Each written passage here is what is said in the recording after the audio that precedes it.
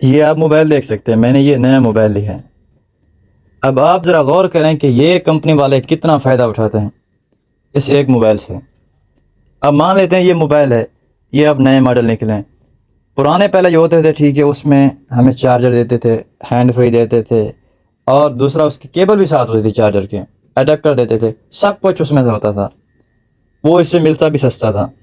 اب انہوں نے یہ ذہن بنایا کہ اگر ہم اس میں سب چیز ایڈ کر دیں، چارجر، ہینڈ فری، تو ہمیں تو اتنا فائدہ نہیں ہوگا۔ اب ہم ایسا کرتے ہیں کہ اس کا کچھ زیادہ ہی منافع بناتے ہیں۔ وہ اب ہمیں یہ تار دے رہے ہیں، دیکھو دونوں طرف سیم ہے۔ اب میں اس کو کیسے لگاؤں؟ جبکہ میرے پاس دوسرا اڈاپٹر پڑا ہوا ہے جو پرانے موبائل کا، ٹھیک ہے مان لیتے وہ چارجر نہیں دے رہے، یہ تار دے رہے ہیں، بندہ خوش ہو جاتا ہے کہ ہاں یار تار تو مل رہی ہے۔ اب ادھر سے دیکھو میں اس کو کیسے لگاؤں؟ اب مثال کے طور پر میں نے یہ موبائل 100 کا لیا، 200 کا لیا، جتنے کا بھی لیا، میں نے اوپر سے اور خرچہ بھی کرنا ہے اس کے اوپر۔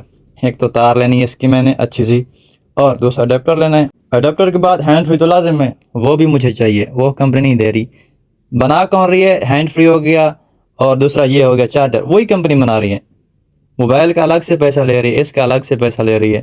اگر یہی مجھے صاف دے دیتے جو اس کی تار ہے، میں اسی اڈیپٹر پہ لگاتا، اسی چارجر پہ لگاتا، تو مجھے فائدہ تھا یا نہیں؟